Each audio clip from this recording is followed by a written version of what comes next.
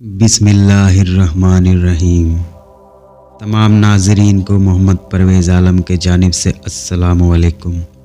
امید کرتا ہوں کہ آپ تمامی دوست خیر و عافیت سے ہوں گے۔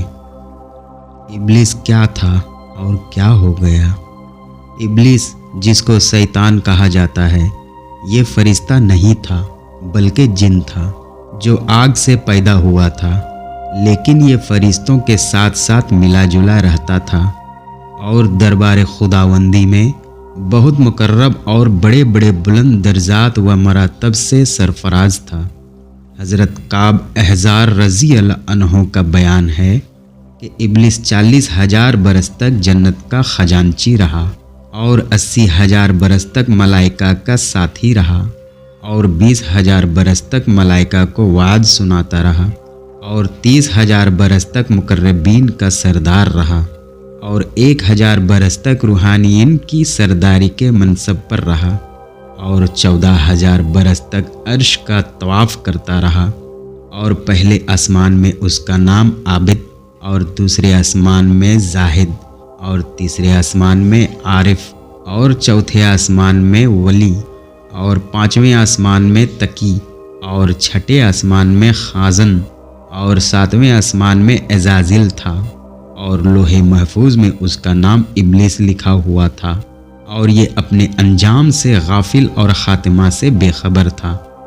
لیکن جب اللہ تعالیٰ نے حضرت آدم علیہ السلام کو سجدہ کرنے کا حکم دیا تو ابلیس نے انکار کر دیا اور حضرت آدم علیہ السلام کی تحقیر اور اپنی بڑائی کا اظہار کر کے تکبر کیا۔ اسی جرم کی سزا میں خداوند عالم نے اس کو مردود بارگاہ کر کے دونوں جہان میں ملعون فرما دیا اور اس کی پیروی کرنے والوں کو جہنم میں عذاب نار کا سزاوار بنا دیا۔ چنانچہ قرآن مجید میں ارشاد ربانی ہوا کہ جس کا ترجمہ ہے، فرمایا کس چیز نے تجھے روکا کہ تو نے سجدہ نہ کیا جب میں نے تجھے حکم دیا تھا؟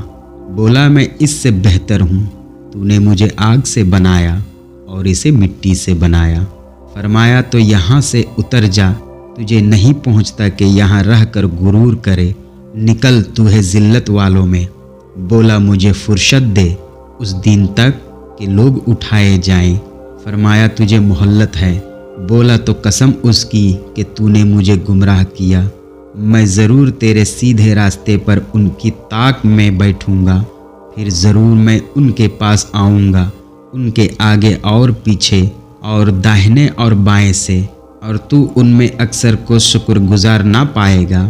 فرمایا یہاں سے نکل جا، رد کیا ہوا راندھا ہوا، ضرور جو ان میں سے تیرے کہے پر چلا میں تم میں سے جہنم بھر دوں گا۔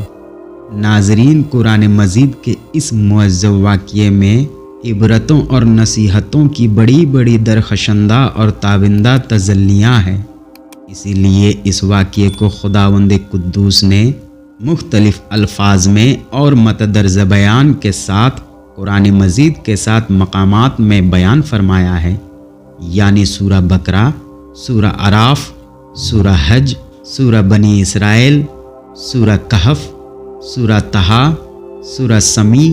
اس دل ہلا دینے والے واقعے کا تذکرہ مذکورہ ہے، جس سے مندرجہ ذیل حقائق کا درس ہدایت ملتا ہے۔